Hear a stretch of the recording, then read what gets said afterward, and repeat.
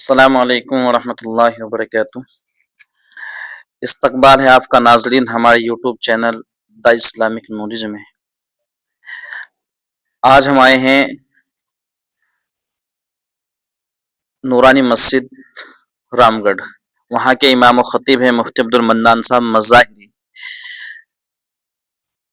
ان کے پاس تو کچھ سوالات ہم ان سے کریں گے انشاءاللہ، جو آپ کے لیے بے حد ضروری ہیں۔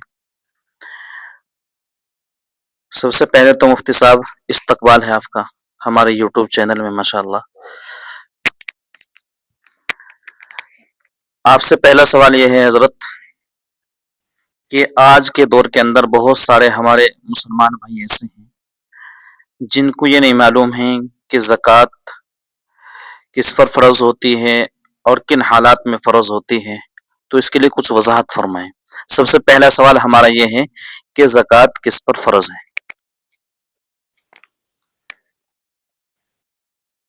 نحمده ونصلي على رسوله الكريم اما بعد، جیسا کہ ہمارے قاری صاحب نے سوال کیا ہے کہ زکوٰۃ کس پر فرض ہے۔ زکوٰۃ فرض ہونے کے لیے چند شرائط ہیں جو علماء نے کتابوں کے اندر بیان فرمائے ہیں۔ ان میں شرائط میں سے ایک شرط یہ ہے کہ فرض زکوٰۃ اس پر ہوگی جو آدمی آزاد ہو، اور دوسری شرط یہ ہے کہ مسلمان ہو، اور تیسری شرط یہ ہے کہ وہ بالغ ہونا چاہیے۔ نابالغ کے اوپر زکوٰۃ فرض نہیں ہے، چاہے اس کے پاس کتنا ہی مال ہو۔ اور چوتھی شرط یہ ہے کہ اس کو زکوٰۃ کے مسائل معلوم ہو، اس کو زکوٰۃ کا علم ہو کہ اس پر زکوٰۃ فرض ہے۔ ایسے لوگوں پر زکوٰۃ فرض ہے۔ اور زکوٰۃ جو ہے یہ بہت اہم مسئلہ ہے، ہر آدمی کو زکوٰۃ ادا کرنی چاہیے۔ ماشاءاللہ حضرت مفتی صاحب یہ بتائیں کتنے مال پر زکوٰۃ فرض ہوتی ہے، اور اسی کے ساتھ دوسرا سوال یہ ہے کہ ہمیں اپنی زکوٰۃ کس کو دینا چاہیے، کہاں دینے سے ہماری زکوٰۃ ادا ہو جائے گی؟ زکوٰۃ کا ایک نصاب ہے جس کو صاحب نصاب بھی کہا جاتا ہے، جس کی مقدار علماء کرام نے 7.5 تولہ سونا اور 52.5 تولہ چاندی جس کے پاس ہو، یا اتنا مال ہو جو ان دونوں کی مقدار کو پہنچ جائے، یا تھوڑا سونا ہے تھوڑا چاندی ہے، دونوں ملا کر 52.5 تولہ چاندی کے بقدر ہو جائے، یا اتنا ہمارے پاس پیسہ ہے یا مال ہے ضرورت اصلیہ سے زائد، تو ان لوگوں پر زکوٰۃ ادا کرنی ضروری ہے، اور یہ زکوٰۃ کا نصاب ہے۔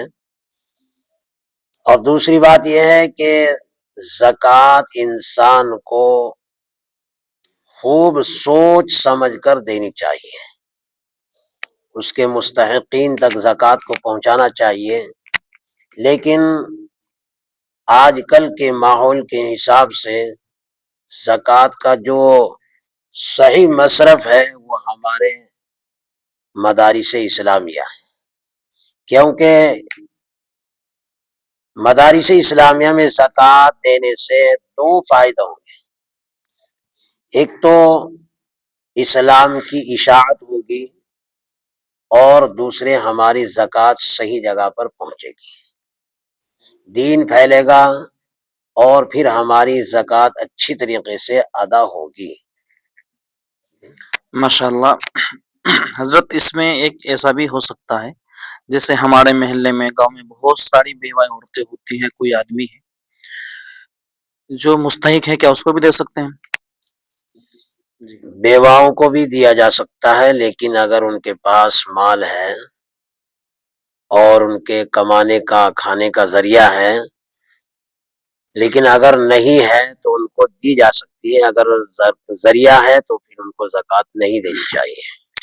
ایک سوال اور ہے مفتی صاحب، عام طور سے پڑھے لکھے بھی یہ غلطی کرتے ہیں اور عام مسلمان بھی کرتے ہیں کہ جس وقت نماز کھڑی ہو چکی ہوتی ہے، 2 رکعت ہو جاتی ہیں اور امام صاحب تشہد میں ہوتے ہیں یعنی اتحیات میں ہوتے ہیں، بہت سارے لوگ اتحیات میں آ کر بیٹھتے ہیں، یا چوتھی رکعت ہوتی ہے، آخری قاعدہ ہوتا ہے، اتحیات میں آ کر بیٹھتے ہیں، جب سلام پھرتا ہے یا امام صاحب تیسری رکعت کے لیے کھڑے ہوتے ہیں تشہد سے، تو کیا ان کو پوری اتحیات پڑھنا ضروری ہے یا وہ بھی ساتھ ساتھ کھڑے ہو جائیں؟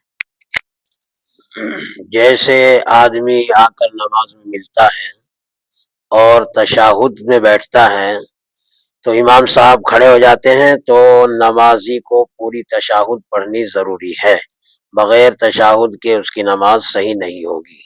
جزاک اللہ، ماشاء اللہ۔ ناظرین، مفتی صاحب عبد المنان صاحب مظاہری سے ہم نے بات کی ہے، اور سبھی حضرات سے گزارش ہے کہ ہمارے چینل کو سبسکرائب کریں، کمنٹ کریں اور اپنے کمنٹ میں اپنے سوالات پیش کریں، انشاءاللہ ہم کوشش کریں گے آپ کے سوال کا جواب دینے کی۔ تو آج یہیں تک، اللہ تعالیٰ جو ہے حضرت مفتی صاحب کو ہمیں برکت عطا فرمائے۔